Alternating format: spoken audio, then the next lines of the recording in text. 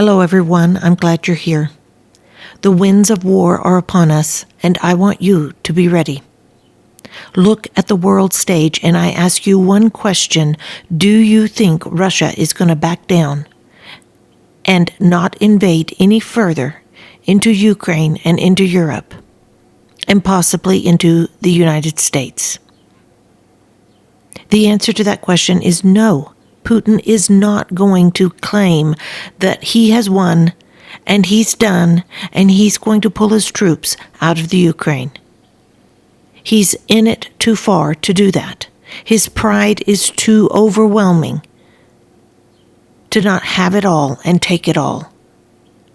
And because of that, and because we know this about him, we need to be ready for just about anything, including nuclear war. It is said that we are closer to nuclear war right now than we were at the Cuban Missile Crisis in the 60s. That is profound. And yet, most Americans that I observe are walking through their day completely blind as to what is happening and the threat that is upon them, that is upon all of us. And so I ask you, do you think this situation is going to de-escalate? No. But I will also tell you this, I'm observing that the news cycle is weary of this conflict, this Ukrainian and Russia war. They have backed off of it just a bit, and they are doing stories that are much more popular, irrelevant, that really don't matter. And yet we are completely unaware that in other countries like Germany, Finland, Sweden, Poland, they are warning their citizens, handing out pamphlets. This is what you do if we get invaded, if there is nuclear war. Do not ignore the sirens that warn you of incoming artillery. Get your bomb shelters ready. The ones that were used during World War II. Open them up, air them out, supply them with food and water. That is what the governments over there in Europe are warning their people. What do you hear from the United States government? Absolutely nothing. It's crickets. But I'm really not surprised, based on what I see.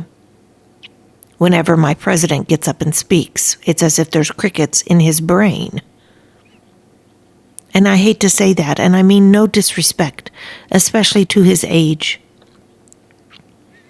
But I feel what's happening to that man is criminal, and someone should pay for the abuse of an elderly person.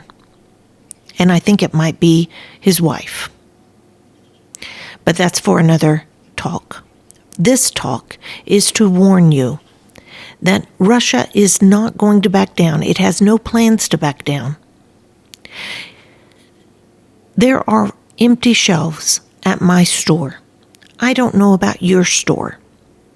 I go to the city and I see grocery stores there and they are loaded with inventory.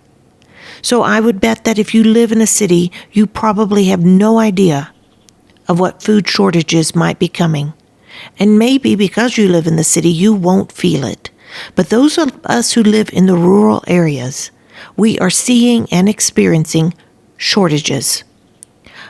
Like I said in a previous video, I went to Walmart yesterday. I saw no baby formula. And I went to the dairy section to buy cream. There was no cream. Zero. No cream. I decided to leave after that because I thought, I do not know what else I'm going to see that I need that's just not there. I observed on my way out that the chicken area was very thin, and so was the beef area. Extremely thin on inventory, huge gaps on their shelves.